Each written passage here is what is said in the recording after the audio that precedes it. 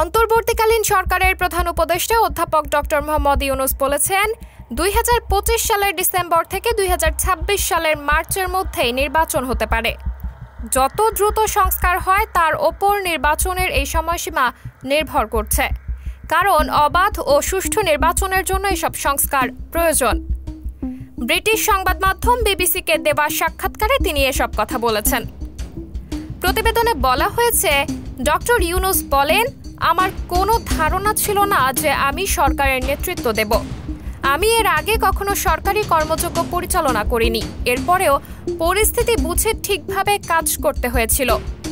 এরপর যখন ব্যাপারটা স্থির হয়ে গেল, তখন আমরা জিনিসপত্র গুছিয়ে নিতে শুরু করি, যার মধ্যে আইন শৃঙ্খলা পুনরুদ্ধার করা এবং অর্থনীতি ঠিক করা দেশের জন্য অগ্রাধিকার ছিল। গত বছরের ৫ই আগস্ট নাটকীয় এই পট পরিবর্তনের পর একে একে বের হয়ে আসছে সাবেক স্বৈরাচারী সরকারের গুম, বিচার বহির্ভূত হত্যাকাণ্ড সহ মানবাধিকার লঙ্ঘনের ভয়াবহ নানা চিত্র। হাসিনার বিরুদ্ধে গ্রেফতারি পরোয়ানা জারি হয়েছে, দাবি উঠেছে দল হিসেবে আওয়ামী লীগের বিচারেরও। এমন অবস্থায় এই বছরের শেষের দিকে নির্বাচন আয়োজন করার আশা করছেন ডক্টর ইউনূস।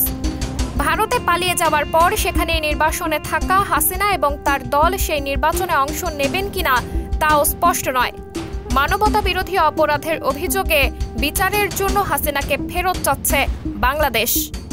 অধ্যাপক ডক্টর ইউনূস ঢাকায় তার সরকারি বাসভবনে বিবিসিকে দেওয়া সাক্ষাৎকারে আরও বলেন, আওয়ামী লীগকে সিদ্ধান্ত নিতে হবে তারা নির্বাচন করতে চায় কিনা। আমি তাদের জন্য সিদ্ধান্ত নিতে পারি না। নির্বাচনে কারা অংশগ্রহণ করবে তা নির্বাচন কমিশন সিদ্ধান্ত নেবে। সাবরিনা জলিল, সবার কথা।